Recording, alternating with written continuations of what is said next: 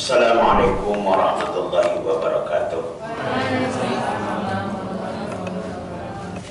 Alhamdulillah, nahmaduhu wa nasta'inu wa nastaghfiruh wa na'udzu billahi min syururi anfusina wa sayyi'ati a'malina fala mudilla lahu wa man yudlilhu fala hadiya lahu. Asyhadu an la ilaha illallah wahdahu la syarika lahu wa asyhadu anna Muhammadan abduhu wa rasuluhu la nabiyya ba'dah. Rabbi shrah li sadri wa yassir li amri wahlul 'uqdatam min lisani yafqahu qawli. Ba'd. Afala yatadabbaruna al-Qur'an walau kana min 'indillah min ghairi 'indillah lawajadu fihi ikhtilafan katsira. Mengapa kamu tidak mau mengerti, memahami Al-Quran?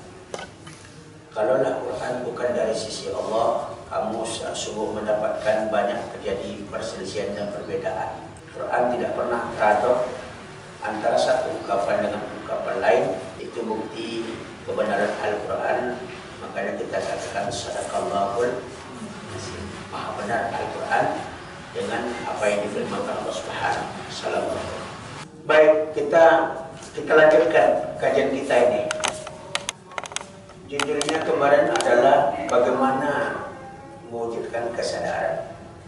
Sadar itu terletak pada akal, jiwa, dan hati. Kalau akalnya bagus, jiwanya bagus, hatinya bagus, sadarlah dia. Berarti kalau orang yang tidak sadar itu apa masalahnya? Otak itu betul masalahnya. Akal. Kemudian sudah ada tanda orang yang cerdas akalnya ada 3. Pertama, tadabbur Al-Quran, mau dia mempelajari Al-Quran.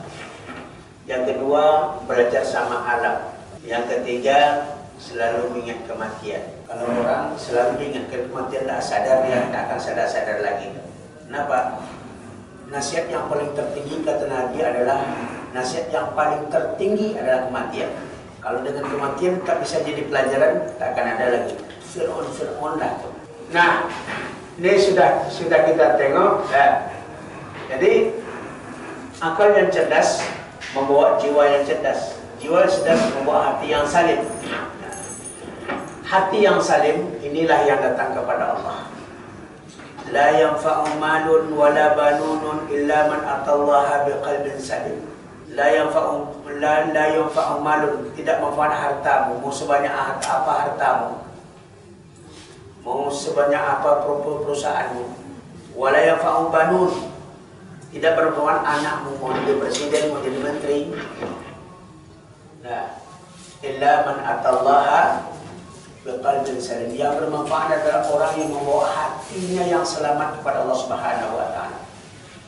Jadi ini yang menentukan perjalanan hidup kita, qalbun salim. Ini hati yang selamat. Hati yang selamat, hati yang baik. Jadi hati apabila dia baik, baiklah semuanya. Apabila dia buruk, buruklah semua. Ala wahya qalbu. Itulah dia hati. Baiknya hati kenapa? Karena baiknya jiwa. Baiknya jiwa karena cerdasnya akal. Akal yang cerdas adalah dan diawali daripada Quran. Makanya Fakultas Kedokteran se-Indonesia sekarang dia sudah sadar bahwasanya mereka membuat syarat siapa yang hafal Quran 30 juz gratis masuk Fakultas Kedokteran. Kenapa? Dia pasti pintar. Ya. Berapa rumus-rumus obat ada enggak kira-kira? Apa nama-nama obat ada tak kira-kira setebal Al-Quran itu? Quran dia dihafal, apalagi itu. Barangkali semester pertama, semester kedua berat dia orang yang hafal Quran. Banyak anak pesantren sekarang masuk Fakultas Kedokteran. Semester pertama, semester kedua berat dia. Semester di atasnya langsung. Mereka memang cerdas. Nah, ini kan Nabi sini dia buktikan. Ya. Nabi itu salah satu sifatnya apa? Sifat cerdasnya fatanah, sidik, tabligh, amanah, fatanah. Fatanah itu cerdas, intelek. Jadi kalau buntu pikiran itu Tak mau diajak menghafal tuh, hafal Quran. Itu pasti. Jadi sumber kecerdasan akal itu adalah pada Al-Quran. Nah, kemudian kecerdasan adalah orang yang memikir alam semesta. Ya, sampah bisa jadi pupuk organik. Kalau kita sampah dibakar aja, buang, tak manfaat ya. Nah, kita lanjut sini. Kesadaran, ini kan orang kesadaran.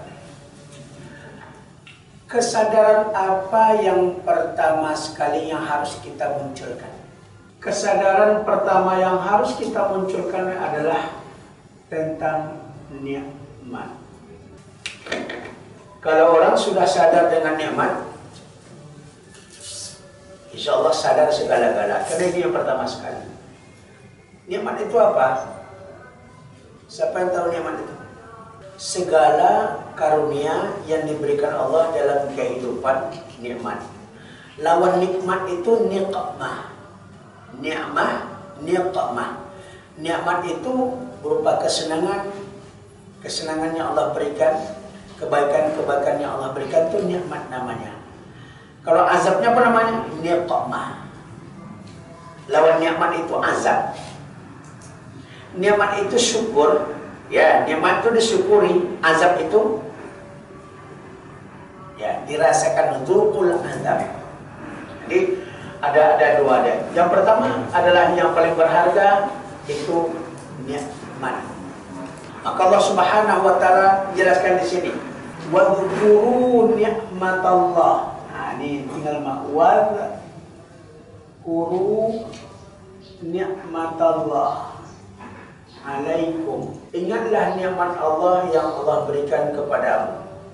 Allah suruh ingat, Allah tak suruh ngitung. Kalau kita hitung-hitung, udah berapa karung beras selama kita hidup ini habis kira-kira? Tahu? Kan? Maka wa in ta'uddu ni'matallah la tuhsuha. Kalau kamu mau coba-coba hitung nikmat Allah pada dirimu, jangankan di alam semesta, pada dirimu sendiri, tak akan mampu kamu menghitungnya. La tuhsuha, kamu tidak akan mampu menghitungnya. Maka Allah tidak suruh kita menghitung itu berat. Suruh Allah apa? Ingat aja. Ingat. Kalau disuruh menghitung berat, berapa kali kita berkedip sehari semalam? Coba kalau mata tak berkedip lagi, 2 hari saja mata tak berkedip, buta tuh, kering dia. Di mana tuh? Subhanallah. Makanya kita beramal 500 tahun, beramal siang malam, beramal hidup kita 500 tahun, belum kita bisa membalas kedipan mata, hanya kedipan mata. Begitu besarnya nikmat Allah Subhanahu wa taala. Kalau Allah suruh pilih sekarang, kamu saya kasih duit 1 miliar. Nah, kata Allah, saya kasih rezeki kamu 10 miliar. Tapi saya hentikan kedipan matamu. Pilih mana? Tapi banyak orang yang sadar. Padahal dia berkedip siang malam mata, tapi dia tidak sadari. Itu nikmat Allah yang terbesar. Maka penting kesadaran. Nah, kita tengok mengapa Allah wajibkan kita ibadah.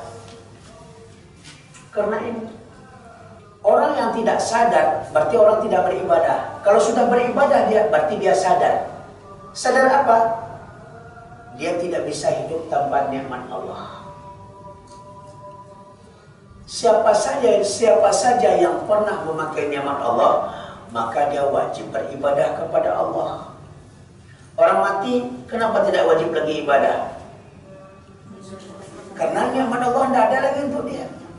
Mau makan dia, tidak, bininya cantik ditinggalkannya, harta banyak ditinggalkan, tidak butuh dia lagi. Maka dia tidak sholat lagi, tinggal kita yang menyolatkannya. Sekarang tunjuk tangan siapa yang tak pernah memakai nikmat Allah.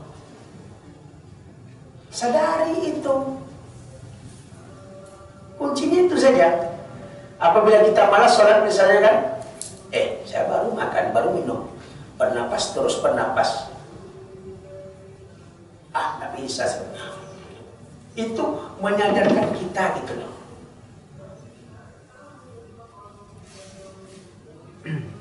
Dan ini yang saya sampaikan kepada setiap pasien selama 10 tahun sampai 12 tahun di rumah sakit ini, nulis seperti itu. Yang bandel-bandel itu. Ya, ada pasien-pasien orang kaya masuk ke dalam, nggak nengok, balik ya.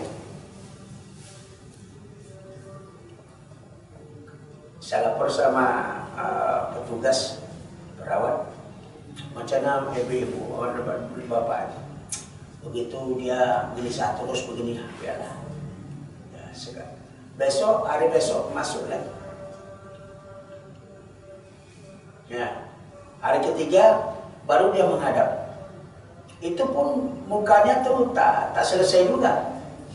Ya, cemberut seperti mukanya. Saya coba bertanya, Pak, Bapak mau enggak Allah tuh adil bersama Bapak, adil terhadap Bapak? Maulah. Katanya, cepat ini Pak, mau enggak Allah itu berlaku adil sama Bapak? Maulah. Baik. Berapa hari Bapak sakit? Udah sebulan saya di rumah sakit ini. Kalau Allah mau adil sama Bapak, setahun sakit, setahun sehat, mau Pak? Menunggu.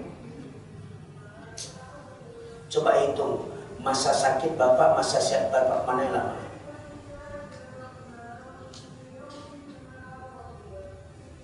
Alaihissallahu bi'ahkamil. Allah itu maha adil. Nangis dia. Iya juga Pak, ya. Nangis dia kan. Berarti saya selama ini salah sama salah saya bilang. Tuhan tuh tak butuh Bapak sebenarnya. Tapi dia sayang sama Bapak. Sebelum Bapak ada, Tuhan tuh sudah ada. Tidak butuh dia kita.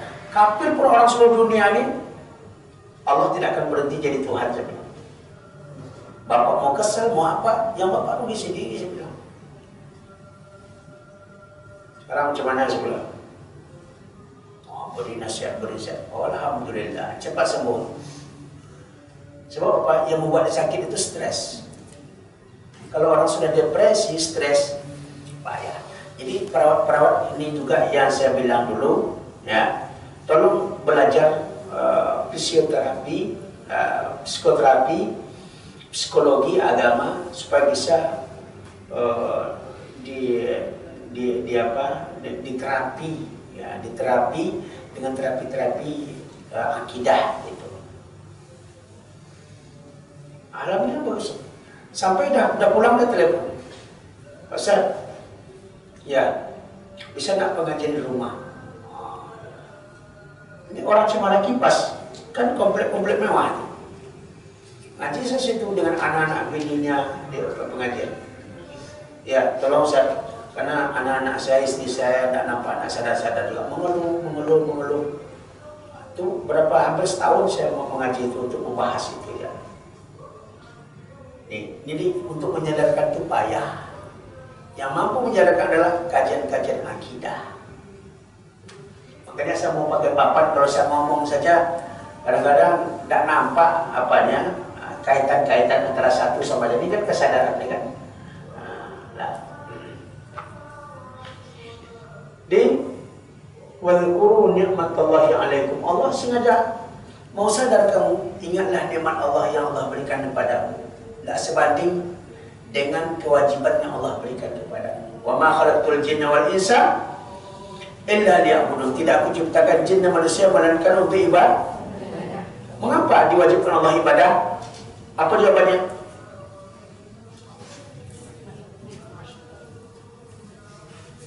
Jadi Allah mewajibkan kita ibadah karena kita diberi nikmat. Nikmat apa? Nikmat yang berlebih. Kambing juga dapat nikmat kan? Kerbau juga dapat nikmat, anjing babi juga dapat nikmat. Cuman dia terbatas. Ya. sehebat apapun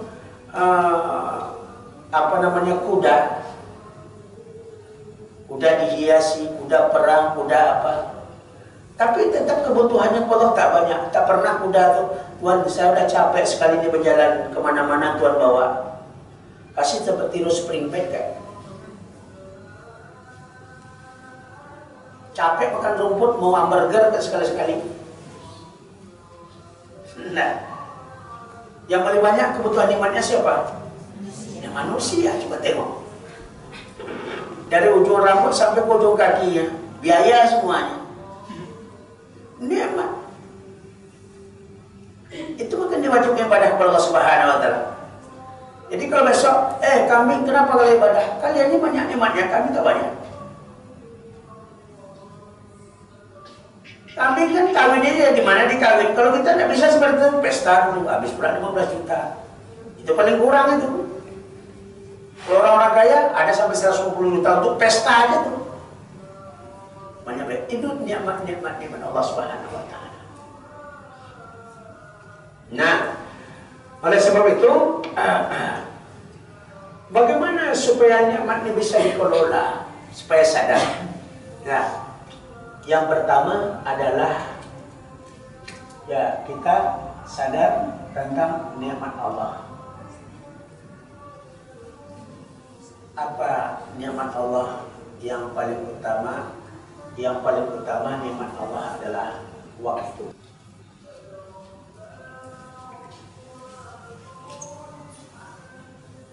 Wal asri innal insana lafi khusr. Demi waktu. Mengapa Allah bersumpah demi waktu kok? Mengapa tidak waz-zaman? Zaman artinya waktu. Wal wakti, demi waktu juga kan?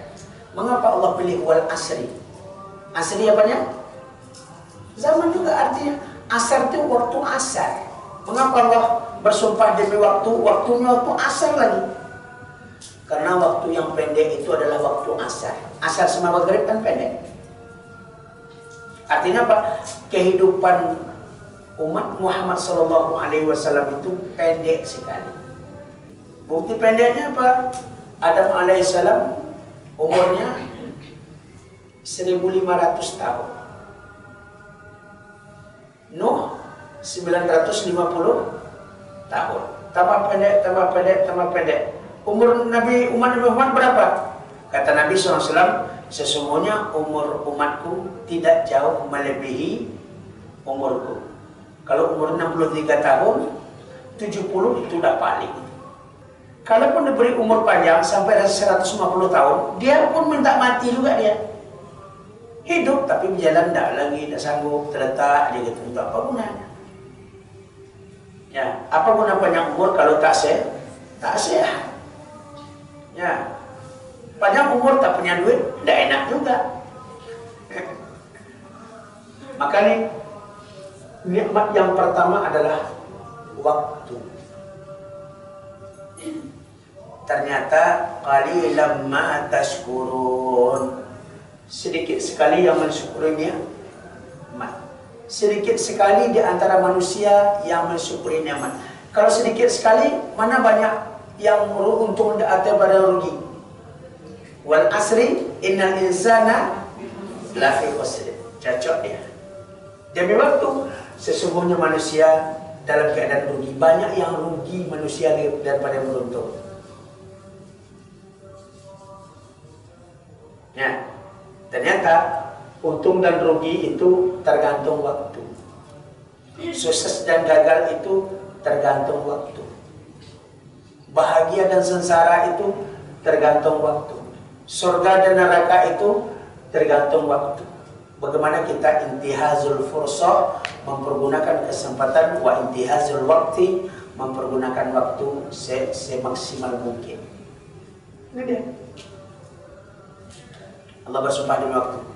Maka asal ada Allah mengatakan waktu, pasti tujuannya manusia. Wal asri innal insan hal ata 'alal insan hinu min ad-dahri lam yakun syai'an madhkura. Dalam surah Al-Insan dikatakan, apakah telah datang suatu waktu daripada masa kepada manusia di mana dia dulu belum sesuatu yang bisa disebut. Nah, waktu kita pertama lahir, siapa nama kita? Tidak ada. Apa jabatan kita? Tidak ada. Lam yakun syai'an mazkura. Waktu kamu lahir itu kamu belum jadi siapa-siapa. Sekarang ingat, kita sudah jadi siapa-siapa. Sudah jadi suaminya orang, sudah jadi istrinya orang, sudah jadi anaknya orang. Bahkan sudah jadi ya istri RT, istri RW misalnya kan, sampai istri bupati, sebagainya. Itu kan sudah jadi siapa-siapa. Siapa yang menjadikan kita siapa-siapa itu? Ingat dong nikmat Allah. Ini jalan untuk al-wahyu al-islami, jalan untuk kesadaran dalam Islam.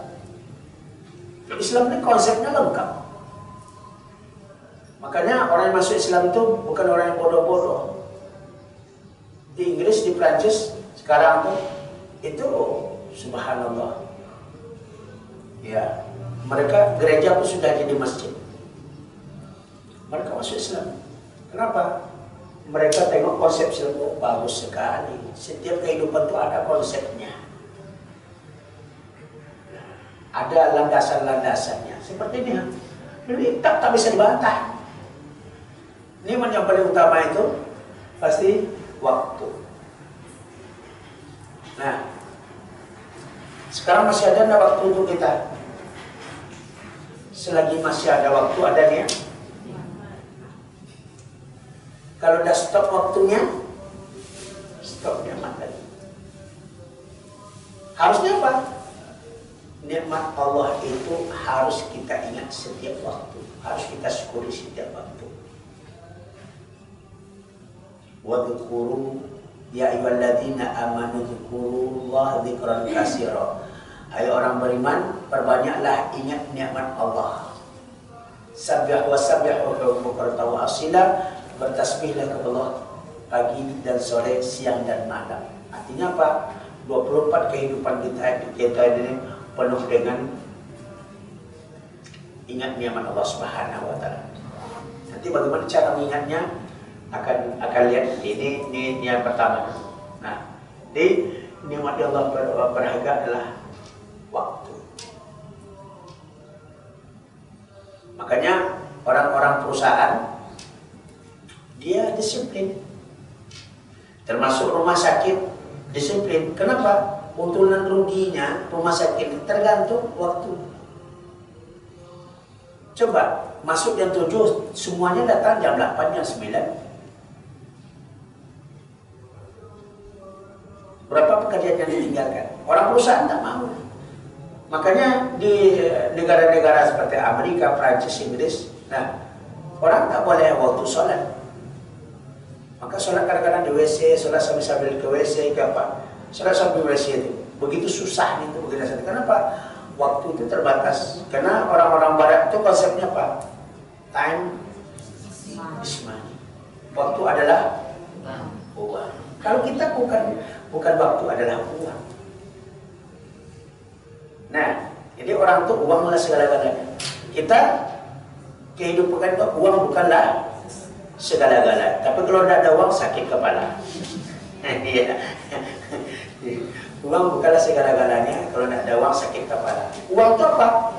Uang itu sekarang untuk menutupi kebutuhan kita saja.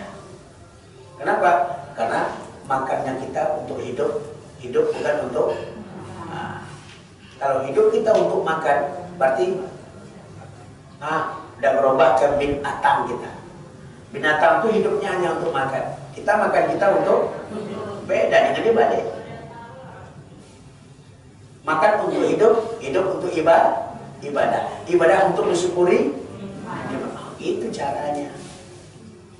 Bisa paham? Nah,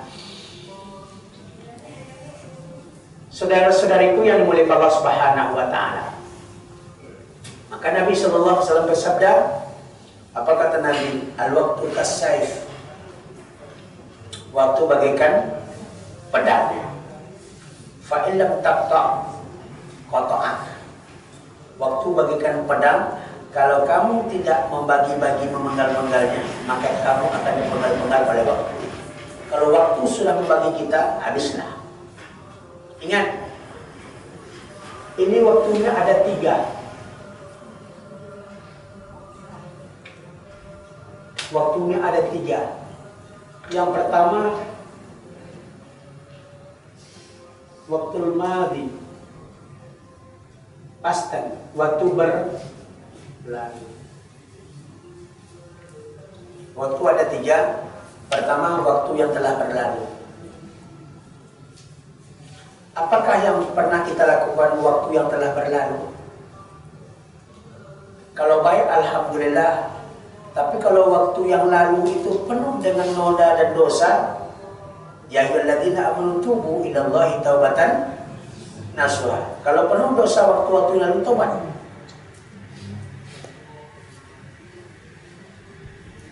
Ya, hai orang beriman, lihatlah masa lampaumu. Ya, apa yang kamu lakukan masa lampau, jadikan itu pedoman di masa yang akan datang. Kenapa?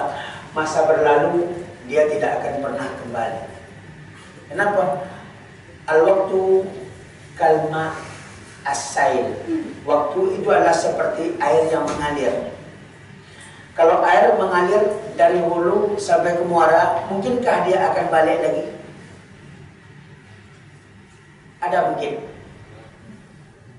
Waktu air yang mengalir dari hulu ke muara, ya lewat di depan kita, nanti dia balik tak?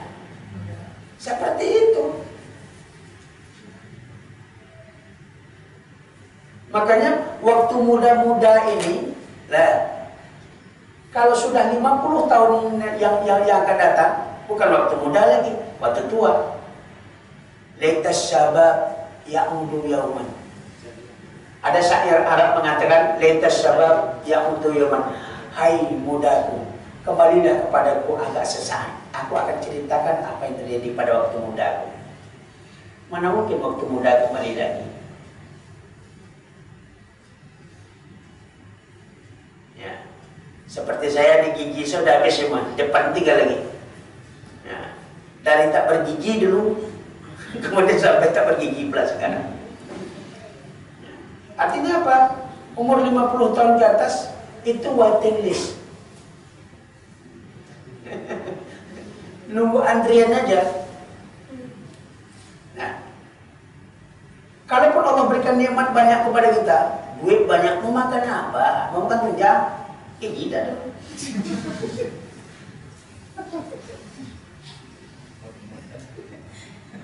Ini taruhlah saya sekarang Allah banyakkan duit apa semuanya, mau makan apa? Wa man nu'ammirhu nunakkisu fil khalqi afala ya'qilun. Dalam syahid, siapa yang kami tambah umurnya, kami kurangi nikmat-nikmatnya. Dikurangi nikmat. Nikmat berkurang sejalan dengan kurangnya waktu. Kalau saya dijatahkan Allah 60 tahun, misalnya umur, sekarang sudah 54, tinggal berapa tahun lagi? Boleh, selesai. Nah, tidak sadar kita. Ini waktu yang lalu. Nah, baiklah. Waktu yang lalu kita sia-siakan, masih Allah maafkan. Kenapa? Yang dianggap oleh Allah Subhanahu wa taala waktu ini bukan waktu garis startnya. Ibarat orang berpacu lari, lah bukan garis startnya, tapi garis finishnya. Itu yang dihitung. Itu yang dihitung. Finishing kehidupan. Maka ada su'il khotimah atau husnul khotimah. Ya, baik akhirnya atau buruk akhirnya. Berarti garis finishnya. Apakah dia sampai ke garis finish apa tidak? Ya, garis finish itu apa? Surga Allah Subhanahu wa Ta'ala. Apakah dengan perolehan waktu yang Allah berikan untuk meraih surga itu tercapai atau tidak tercapai? Kalau tidak tercapai, berapa jauhnya antara surga ke dia? Ya, maka itulah dia dicampakkan ke neraka entah sehari, 2 hari, seminggu, 2 minggu, 3 minggu. Ya, 1 hari di neraka sama dengan 1000 tahun dunia. Ka'alfa sanatin mimma ta'udun. Sama seperti 1000 tahun dunia hitungan. Kalau sanggup, tak apa-apa. Nanti pulang ke rumah nanti, nyalakan kompor itu, coba masuk ke telunjuk itu. Nggak usah lama-lama, 5 detik aja. Kalau panas, apalagi api neraka ya. Itu salah satu buat kita sadar. Ini jangan buang-buangkan waktu. Kita kadang-kadang gitu, kalau waktu WA, habis waktu tamu. Tak ngantuk-ngantuk matanya. Wah, ngaji 15 menit baru udah keluar, udah nil. Cepat betul. Tapi kalau udah ngomong berdua, apalagi orang berkekasih, 2 jam 3 jam tidak terasa tuh ngomong. Coba dengan ceramah. Ntar aja ada. Yang kedua, waktu lahir.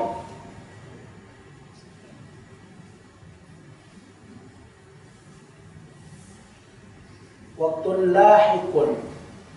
Waktu yang akan datang.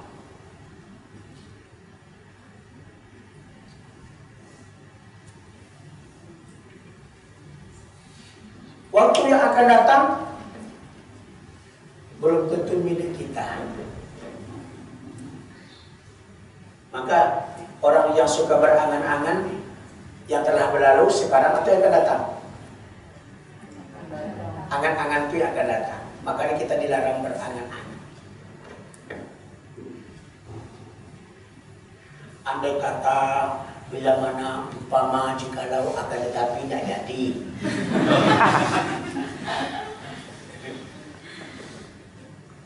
Namanya akan datang, mana tahu kita.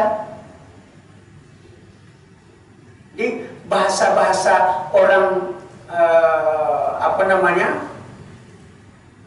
orang berangan-angan itu bahasanya tuh andai kata bila mana jikalau akan tetapi tak jadi semua. Jadi jangan terlalu kita berangan-angan untuk masa yang akan datang. Cuma yang perlu adalah yang ketiga, waktu hadir. Waktu sekarang.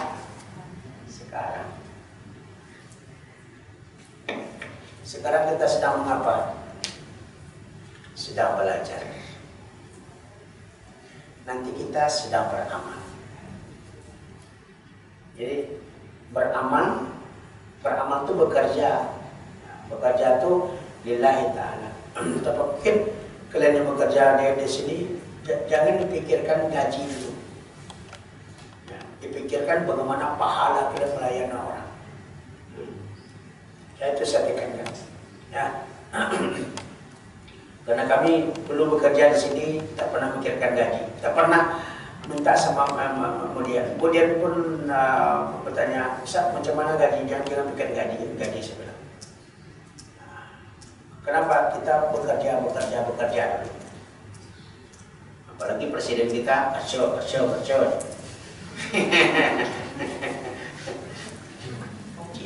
Cino yang banyak dapat bodoh. Kenapa? Kalau kita ikhlas bekerja itu, dunia kita pasti dibayar orang. Itu keuntungannya. Ikhlas kita bekerja, dunia pasti dibayar orang. Karena ada nama kalian di situ, pasti dibayar orang. Tapi kalau orang tidak ikhlas, dia hanya dapat dunia saja. Akhirat tak dapat, kan rugi kita. Masa waktu kita bekerja untuk dunia saja, tak ada investasi untuk akhirat. Maka saya tekan dia tuh, Mulai berangkat rumah, bismillahirrahmanirrahim, la haula wala quwwata illa billah. Ya Allah, terimalah pekerjaanku ini ya Allah sebagai amal ibadah di sisimu ya Allah. Buat seperti itu, rugilah kita. Nah, kalau tidak niatkan ikhlas karena Allah Subhanahu wa taala, dapat gaji dunia saja, besok akhirat tak dapat apa-apa. Wa minan nasi may yaqulu rabbana atina fid dunya wa ma lahu fil akhirati min khalaq. Kata Allah, ada sebagian orang yang minta dia balasan dunia, kebahagiaan dunia. Boleh kata Allah, wa ma lahu fil akhirati min khalaq. Dia tidak dapat jatah apa-apa di akhirat. Mau kita seperti itu waktu kita habis. Wa minhum may yaqulu rabbana atina fid dunya hasanah wa fil akhirati hasanah wa qina adzabannar. Dengan gaji kita bisa kita layak hidup, bisa kita membeli apa yang kita inginkan, fid dunya hasanah. Tapi dengan amal kita itu berbuah pula untuk akhirat, wa fil akhirati hasanah wa qina adzabannar. Itu yang diharapkan. Jadi jangan sampai rugi. Waktu kita harus manfaat untuk dunia, harus manfaat untuk akhirat. Sejalan kedua-duanya, nggak masih Pak. Nah, waktu yang berjalan itu untuk dunia, untuk akhirat sekaligus. Maka yang kita pakai adalah waktu hadir, waktu yang sekarang.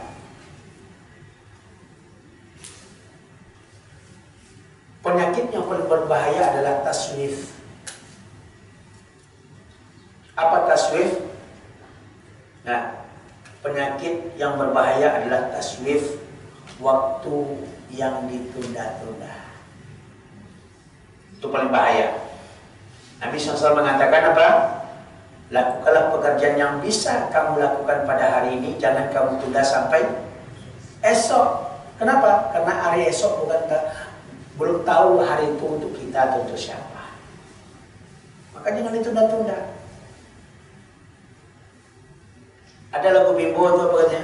Berbuat baik janganlah ditunda-tunda. Apa juga dia kan? Iya. Daripada lagu Kucing Garong. Berbuat baik janganlah ditunda-tunda. Kenapa itu? Penyakit manusia itu terutama yang paling membahayakan diri adalah taswif, menunda. Dan itu adalah ciri khas iblis dan setan.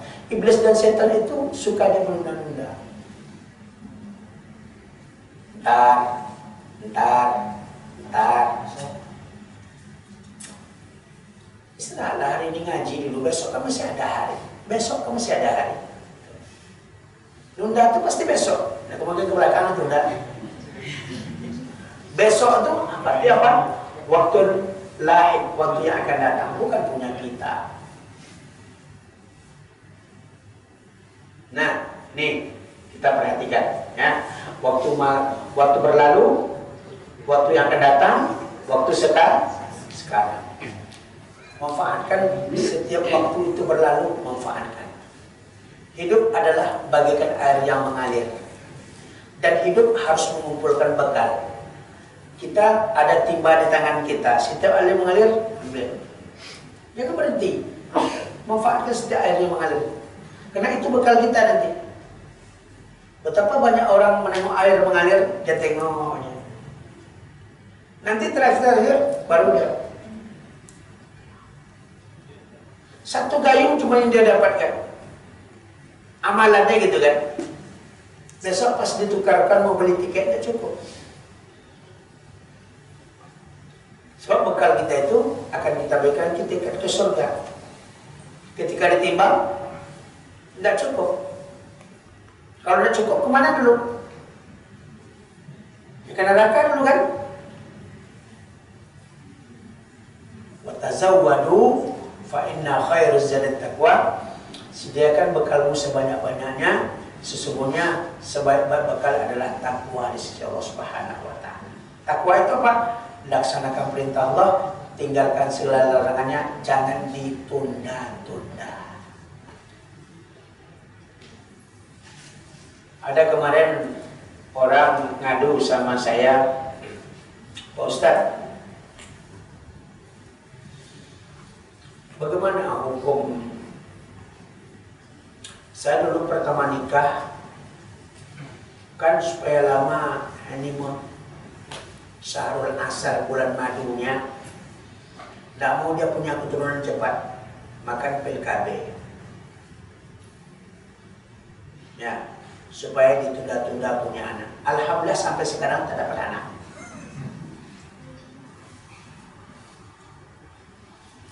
Jadi kalau kalian yang gadis-gadis, ya, yang bujang-bujang, buat dengan jangan buat seperti itu. Nikah itu bukan untuk main-main. Orang kalau bisa dipercepat pas nikah itu dapat anak. Tapi jangan bayar ada juga yang seperti itu kan. Iya. Ya seminggu siap nikah lahir anak. Hebat sekali kau bagaimana proses itu kan. Begitulah keinginannya untuk punya keturunan. Jadi banyak orang-orang yang berjaya macam begitu. Menikah dia kan mau honeymoon, mau bahagia-bahagia dulu apa semuanya, tak mau repot. Orang-orang sekarang kan tak mau repot. Mau senangnya aja. Akhirnya tidak anak baru nangis-nangis. Ya, tidak anak berobat sana, berobat sini, berobat sana, berobat. Allah tak kasih. Kata dokter apa? Kamu sehat. Ya. Indung telurnya sehat, spermanya sehat semuanya. Kalau dapat anak, Allah yang larang. Ya, karena kita suka menunda-nunda. Kemudian nikmat waktu. Nah, waktu, apa gunanya waktu? Nah, dan sejalan dengan waktu Allah berikan roh. Ada waktu kita, roh tidak ada. Tidak ada juga kita. Nah, roh. Ada waktu, ada roh. Ada roh, ada al-haya. Coba kita tengok. Ada waktu, roh tak ada. Kalau roh tak ada, hidup tak ada. Tak dapat juga nikmat. Nah, kemudian kita hidup, tapi tidak ada gerak.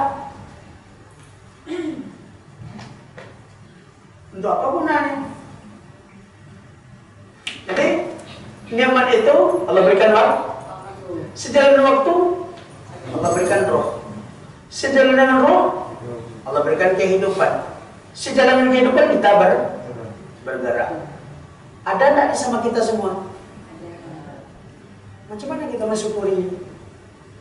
Ya, kenapa Anda bergerak? Karena hidup. Kenapa Anda hidup? Karena ada roh. Kenapa ada roh? Karena Anda sudah punya waktu. Kenapa ada waktu? Karena ada nikmat.